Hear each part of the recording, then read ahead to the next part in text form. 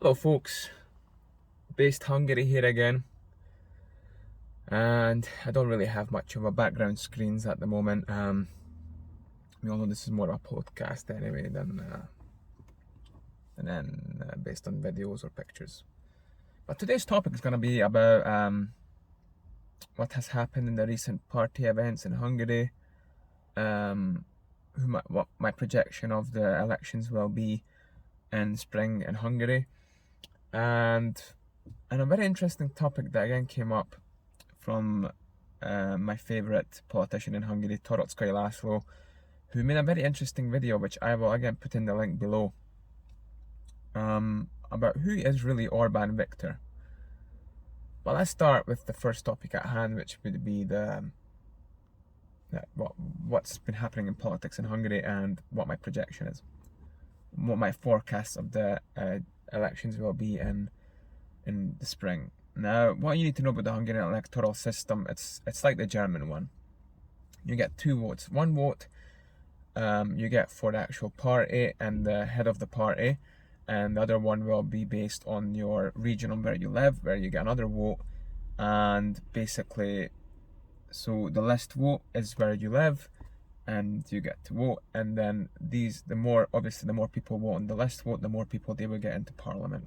So everyone who's a Hungarian citizen and is eligible to vote will get the first vote for the party and for the head of that party. So even if you live abroad, you get that. However, the second vote you only get if you live in a certain specific area in Hungary.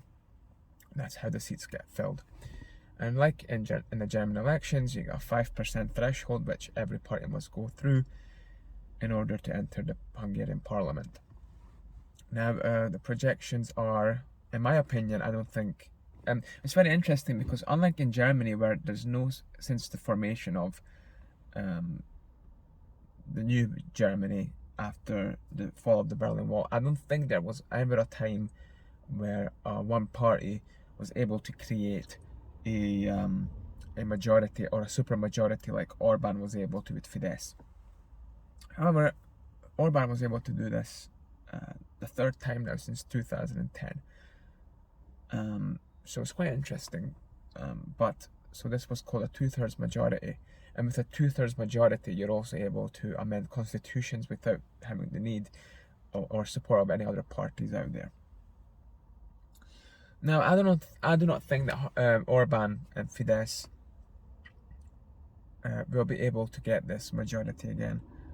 And you must know that Fidesz is joined together at the hips with the Christian Democratic Party, much like in the same way that in Germany the CDU is joined with the CSU, but it's almost one party. In Hungary, Fidesz has the same deal with the KDNP, which is the Christian Democratic People's Party in Hungary. So I do not think that they will get a 2/3 majority, just because I think they made a lot of people angry with these rules of having to be vaccinated to go everywhere. As I told you in previous videos, again, in the spring, you had to be at least jabbed with one jabby to be able to go to a cinema, restaurant, cafe. And now, obviously, they're pushing this on the workforce. For example, I'm sure you can't work in the health industry anymore if you're not fully jabbed. So obviously this does not sit well with a lot of voters, and it could break down the health sector even more because a lot of nurses and doctors don't want it. So, and they're going to be forced to resign. So a lot of people are happy with these rules and laws that Orban made, but a lot of people are not. So I don't think they will get 2/3. Now, on the coalition side, the SLOP coalition, which is made up of Jobbik, the so-called right-wing party, and the Hungarian Socialist Party, and the Democratic Coalition, and basically everyone from supposed hard right to hard left, they're going to elect, most likely, if not already elected, I'm not 100% sure, the wife of Gyurcsány Ferenc, Klára Dobrev, who again comes from a family of hardcore communists. And Toroczkai Ferenc is the same guy who admitted in 2006 that in allegedly a leaked video that they have done nothing but cheat steal for the last 2 years, and people were stupid enough to put up with them. So this is the guy's wife who's going to get elected to lead the slop coalition against Orban. Now, it's interesting because the media never really talks about Toroczkai Laszlo's party, that is the Mi Hazánk party, or translated, the Mi Hazánk means is our homeland party. And they always project the results that they're going to be on 4 to 6%. But the people that do the projecting,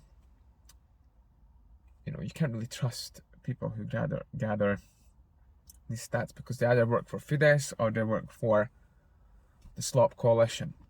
So I think the projection is underestimated. I think a lot of people from the Fidesz party who vote Fidesz or who voted Jobbik are going to vote for Mi Hazánk. So I really do think that Mi Hazánk will be a force to reckon with, and they're going to get at least 10%, if not more. 8 to 10%, 8 to 12%, let's just say. The slop coalition will get, maybe about 25, and the rest will go to Fidesz. But it's not, I know the math doesn't add up like that, but so no, Fidesz is going to get majority, but not 2/3. Then the slop coalition is going to get the biggest next section of the pie, and 10% is going to go to, roughly 10% is going to go to Mi Hazánk. But I would be really surprised if Fidesz and Orban gets 2/3 again. I really don't think they will. But they will have a clear majority. On the other side, you will have a slop coalition. And you got the kingmaker, Mi Hazánk. But obviously, they won't join with any of them. So I think Orban is going to have to rely on Mi Hazánk to make any nationalist moves. And Toroczkai already said that they're not going to back anything that goes with the WEF's plan, or anything to do with more lockdowns. And it's quite interesting, and leading on from this to the next section, who is Orban Viktor? Now, I watched yesterday Toroczkai Laszlo's videos, and I think it has English subtitles. On who is he?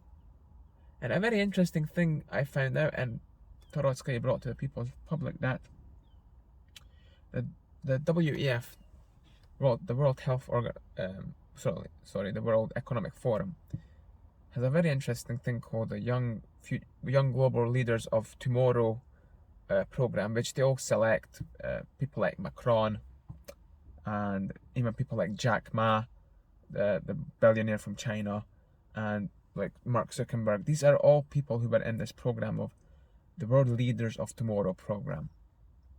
And guess who's in the 1993 class of that program? None other than Orban Viktor. So if people were wondering, why does Orban go ahead with locking down the economy, with forcing these things on people, despite being a base nationalist, then you know why. He comes from the same stock of people. He was in a 1993 class, along with many other. So in the 1994 class, you get many other left-wing politicians who are in there, left-wing oligarchs in Hungary. The finance minister of Hungary, I forget the name, I'm not gonna lie. He's in the 95 class, I think. So, I mean, it's the same everywhere, isn't it? I mean, yes, you might think, oh, but Orban is so great. I mean, he doesn't go along with opening up Hungary like every other country. Yeah, because he has to play the game. He knows that the mood of the people in Hungary is not the same as a Germans or a Frenchman. They know that naturally Hungarians are more conservative, and he wouldn't even got one vote, or nowhere near as much votes, if he went ahead. Now, I don't know if he's fully on board, but the fact of the matter is that he is in the 1993 class of the World Economic Forum's Young Leaders of Tomorrow class. So, they call that what you will. It's crazy. It's crazy what times we're living in. That even the so-called heroes are not heroes anymore. Is there anyone left? I don't know. That's why I made that video with Joe Biden and Orban, where are there so much difference? I mean, essentially Orban already started implementing these health passports way before even Biden was elected.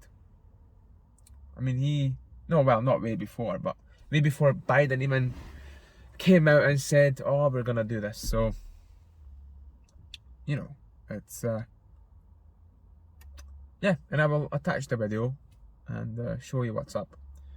Anyway, folks, that was my little bit of an update. So again, recap, I don't think Orban will get 2/3 majority. They will get the biggest portion of the cake when it comes to next election. They will not get majority. So they won't have the power to amend the constitution of Hungary on their own. The next slice of the pie will go to the Slop coalition, who's made up of the Democratic Coalition, the Socialist Party, and Jobbik, the former hard right party. And I really do think the only white pill is that Mihazank will achieve great strides, and they will at least get between 8 to 12%, which is a really good, really good achievement if for a party that's still more than maybe 2 years old. So yes, so if you like this video, I will attach Toroczkai's video to this, and if you like this video, please subscribe. Please, if you want to hear more news from Hungary from an English speaking perspective, subscribe, like the video and share. Thank you very much. Based Hungary out.